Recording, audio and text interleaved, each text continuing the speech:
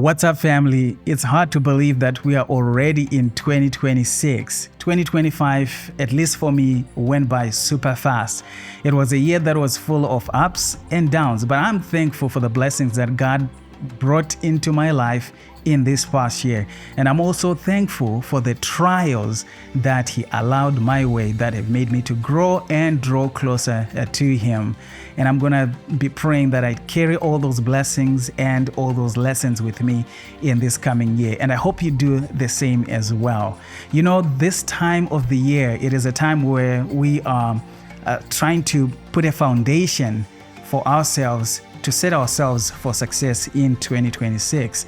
And we focus on prayer. Some do 10 days of prayer, 20 days of prayer. Some even do the whole first month of January, rooted and grounded in prayer, and continue throughout the year, which is very good. We're going to have a whole entire episode where we focus on prayer.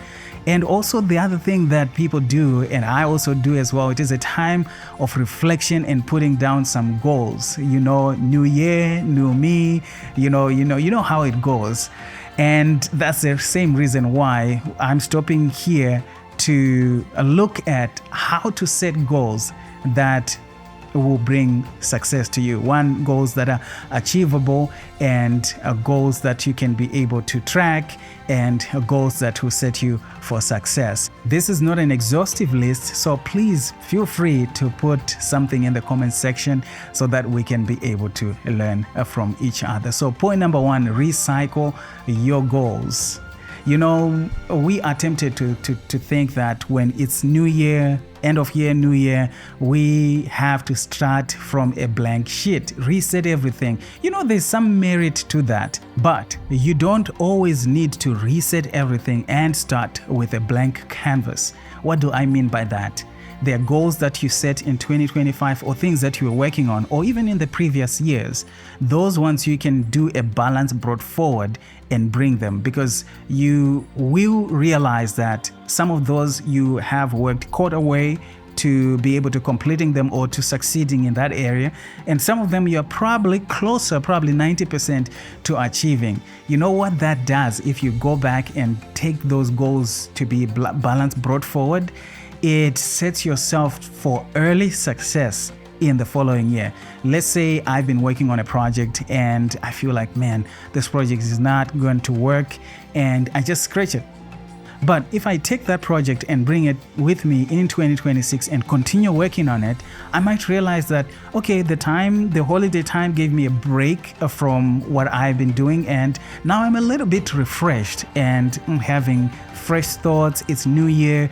If I go back and work on that thing, you might realize you actually will be able to complete it in January or in February or in March. And it's going to give you that feel good, I'm an achiever kind of vibe, and that's going to help you to go motivated to go and tackle other new projects or new goals that you have set. So what am I saying? Point number one, recycle your goals. Bring them on your sheet, probably the first set of goals that you're going to write on your sheet of paper or in your computer, on your iPad, on your notepad. They're going to be goals that you brought back from the previous year, and that's going to help you and set you for success.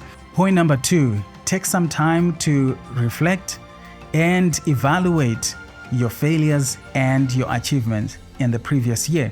You know, we're so busy and we are always going throughout the year and never have time to actually do an appraisal of our lives, what went well and what went wrong, and where can we improve, what can we cut back, what can we increase, those type of things. You know, we're tempted this time of the year to just scratch everything and go and set other goals. But if you carry the same habits with you and just set new goals, it's not gonna work, because you are taking the same things that made you fail. But you know, you can say, okay, I'm gonna just take everything that made me success. But how do you know that this thing made me succeed or this thing made me succeed without you actually evaluating? Maybe your nature and you're gonna do that naturally. But for some of us, we need to go back and look at what actually worked and what didn't work. So when you are setting new goals, you're not going to carry the same mistake into the new goals. That's just setting yourself for failure. You're going to say, okay, these mistakes that I made, I might want to make sure that I work on these mistakes, or I find a solution to the things that hindered you from succeeding. And then that's going to be your base for setting successful goals. And you carry new habits, good habits, and you scratch old habits, or you're working on old habits to get rid of them. So those are actually some of the goals that you might be setting, because when you are evaluating, you will find out that some of your weaknesses might actually turn out to be goals in the following year, to say, I want to overcome this, and that becomes your goal. Point number 3, position yourself for success. What do I mean by that? I mean, you're going to need to be at a certain place at a certain time with a certain amount of resources for you to be able to succeed or to achieve your goal. Let me give you an example. When I wanted to leave the country, my country, Zimbabwe, because the economic situation was no longer favorable for my vision and for my goal, I knew that at some point I needed to go out. But there was one problem. I did not have a passport. So the passport became one of the steps that I needed to take in order for me to go out of the country. So I made sure that I booked an appointment, and I started looking for money, and an appointment were other steps that I needed to take for me to be able to achieve my goal. So I needed to find the money. I needed to find the job or a source of income so that I can get the money. The list goes on, the steps they go on if you want to backtrack and go to the actual first step. But what am I saying? I had to position myself for success. This is an oversimplified example here. You may have a complicated situation where you're like, mine is a little bit more complicated. I need to borrow a lot more money. I need to raise. I get it. But you get the principle. If you want to succeed in your goals, you have to position yourself for success. Let's say you want to quit smoking. You want to overcome a habit.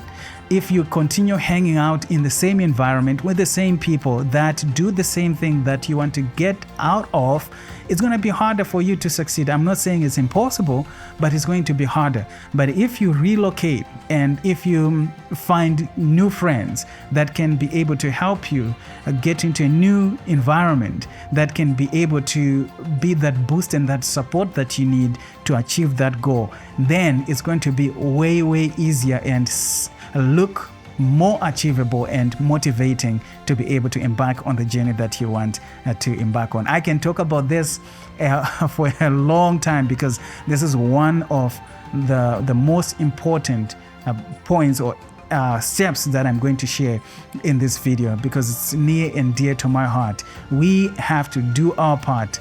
When God is opening the doors, He is going to leave us for us to enter into the door. He's not going to drag us into the door. We have to position ourselves for success. This is not righteousness by works. It's doing your part, and God has already done His part. Point number 4. This is very much so related to the previous point, number 3, and you will find out why.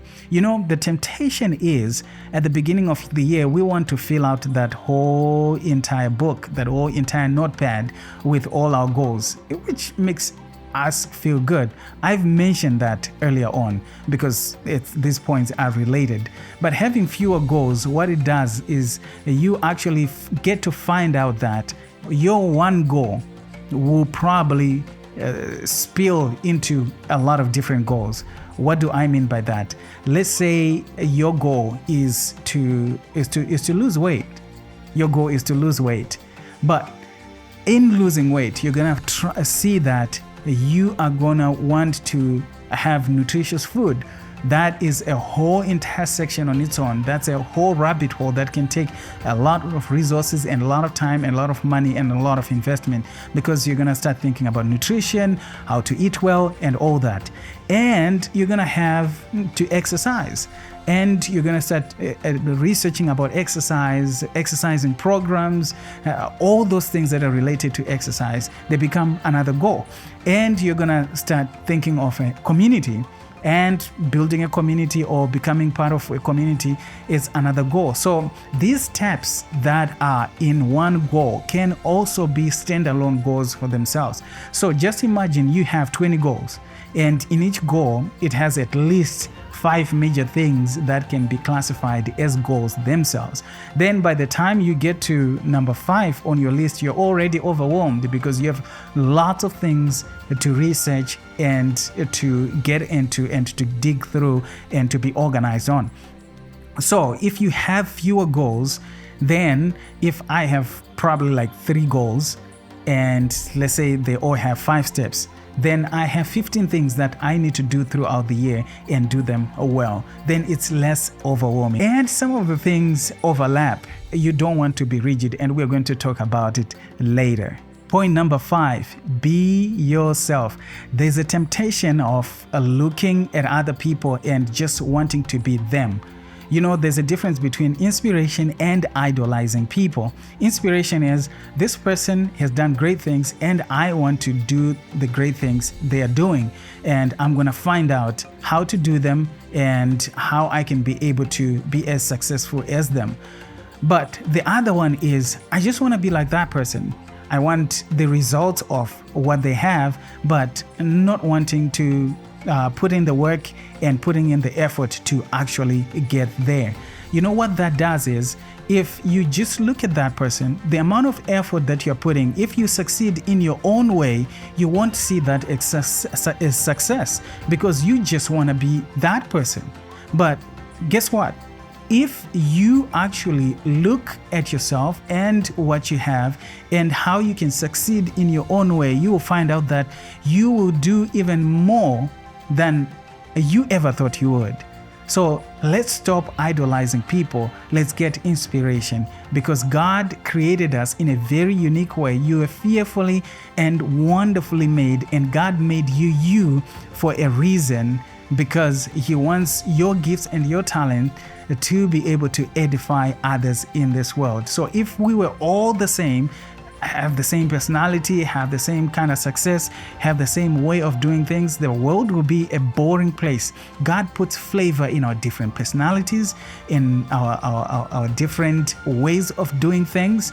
But the overall goal that we need to have is, are we doing things that are going to benefit others and benefit us as well? We're going to talk about that as well on setting goals that benefit others. This kind of gives us a natural transition into goal number 6. Set goals that are not self-centered.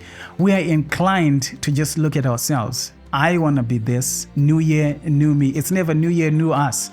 Of course, you cannot control people's lives, but you can set goals that are intentionally going to impact others. For example, there are a lot of nonprofits and ministries that are working around the world, especially in places that have little resources. They go and drill boreholes, they go and send people to school, there's hospitals, mission hospitals, you name it.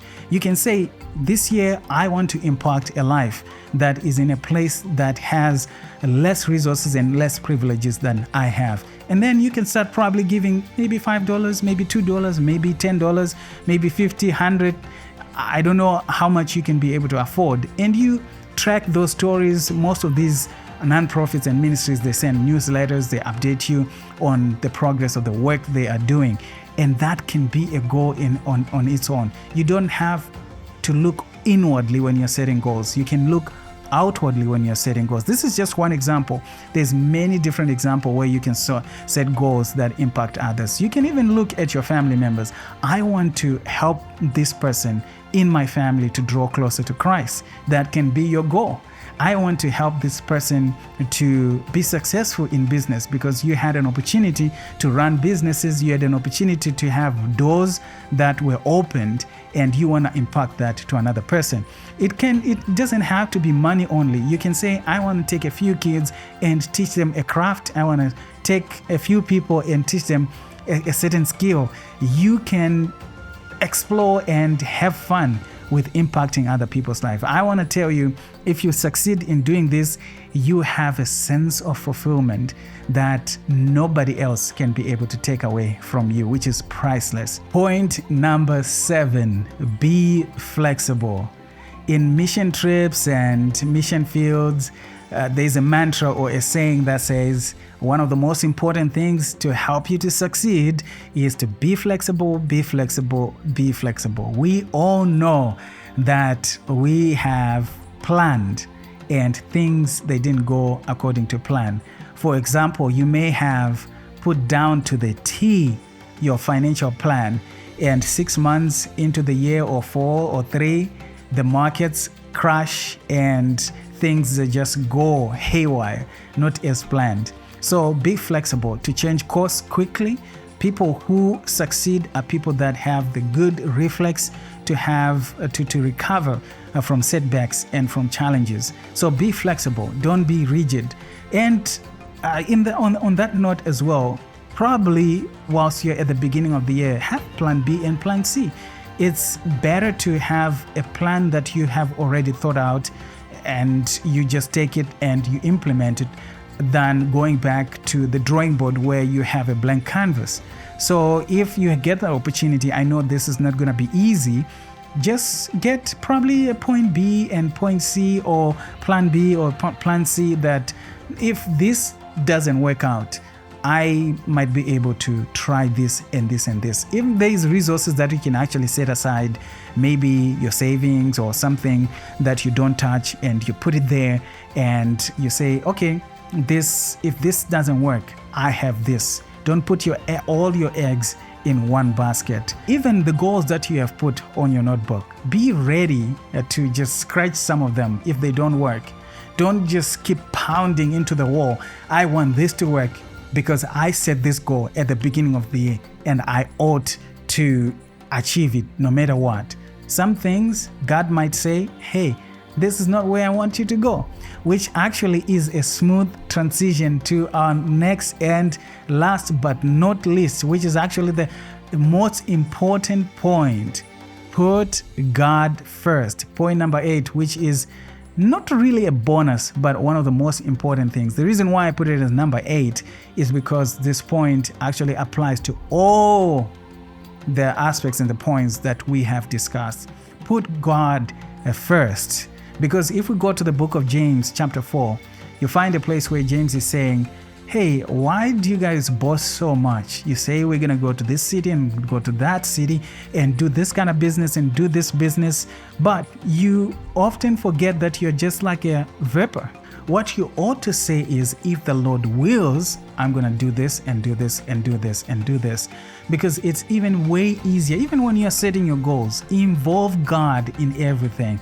Come with your list and say, Lord, is this what you want me to put on my list? Because that will save you a lot of heartache. If you do your own thing and that's not the course that God wants you to go, you know what's going to happen. God is going to do what he can with his love to make sure that that road is closed, because it will lead you to perdition. If you say, hey, I just want to be in this place, I want to make a lot of money, but God is saying, no, you're not ready for that. You need to mature. You need to be a strong person before I can be able to open these windows of heaven for you. And if you start begging and doing all these things, trying, you're going to end up being discouraged. So include God in everything that you do. Not only on the side of saying, hey, he may not want you to do this. Maybe he wants you to do the things that you have set yourself to do, but he has resources that he can pour in instead of the whole year. Maybe you're going to achieve all these things in probably 1 or 2 months. So just go to God. Paul says, I can do all things through Christ who strengthens me. And the Bible continues to remind us that if the house is being built and God is not in the building of the house, the builders build in vain. And Jesus told us that without him, we can do nothing. So in everything, bring it in front of the throne of grace and put all your plans and your wishes and your desires in front of the throne of God and pour out your heart and ask him if these doors could be opened for you. You have no idea how much pain, heartache, and trouble you will escape just by giving everything to God. The hymn writer says, the hymn writer of the hymn, What a Friend We Have in Jesus, he says, "Oh, what needless pain we bear because we do not take everything to God in prayer." So I hope these points were beneficial to you. If you have more, like I said at the beginning, that you would like to share with us so that we can learn from each other, please add them to the comment section. Until next time, Maranatha.